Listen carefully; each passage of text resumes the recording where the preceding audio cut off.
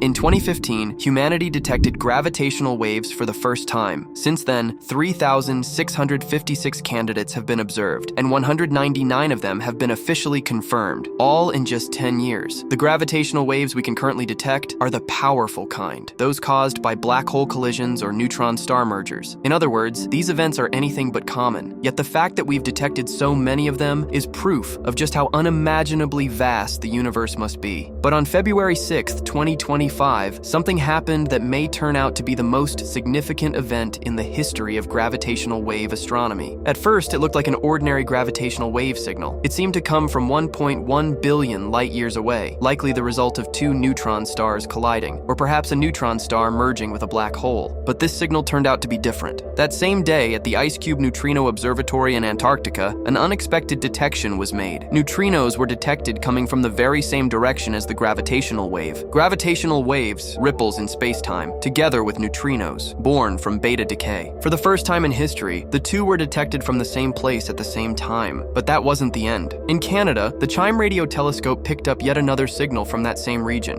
This time, the signal was a fast radio burst, an FRB. It is a signal that releases as much energy as the sun emits in an entire day, released in just a few milliseconds. It's one of the most mysterious phenomena in astrophysics, unpredictable, and with causes we still don't fully understand. According to scientists' analysis, this FRB occurred about 50 seconds after the gravitational wave from exactly the same location. Gravitational waves, neutrinos, and an FRB, all three arrived at Earth from the same place, almost at the same time. The odds of this being a coincidence are astronomically low. In other words, all of these signals must have come from a single event. So what exactly happened out there? There was a similar case in the past. In August 2017, two neutron stars collided, creating what's known as a kilonova. At that time, gravitational waves were detected, and just 1.7 seconds later, gamma rays were observed coming from the same direction. This event became a turning point in both astronomy and gravitational wave research. For the first time, a neutron-star collision, once only theoretical, was directly confirmed, and it provided crucial evidence for how heavy elements like gold, platinum, and uranium are formed in the universe. But the most important detail was that the gravitational waves and the gamma rays arrived just 1.7 seconds apart. This meant the two signals were not emitted at the exact same moment. Gravitational waves are emitted just before the neutron stars collide, and they peak at the moment of impact. On the other hand, gamma rays are not released instantly. They are released after the collision, when a burst of plasma called a relativistic jet occurs. According to scientists, this process takes about 1 to 2 seconds. In other words, considering the emission delay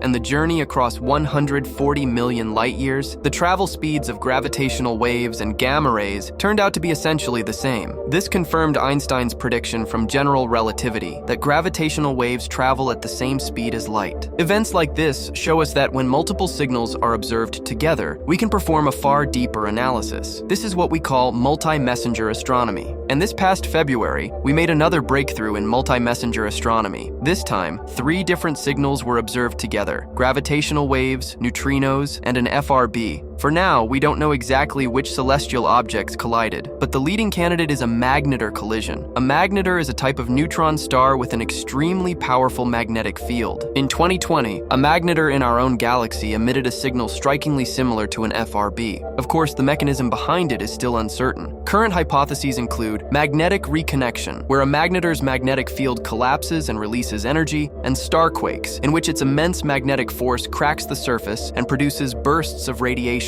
Some scientists suspect that the FRB detected in this event may have been triggered by a collision between a magnetar and a black hole, but to uncover the true cause, much more research will be needed. Even so, there's something else we need to focus on. In the early 1900s, gravitational waves were predicted, and in 2015, we detected them for the very first time. And in just 10 years since then, we've gone from detecting countless gravitational waves to gradually moving into the era of multi-messenger astronomy. We will continue to uncover more of these events, more of these signals, and with each one, we'll draw closer and closer to the hidden laws and principles that govern the universe.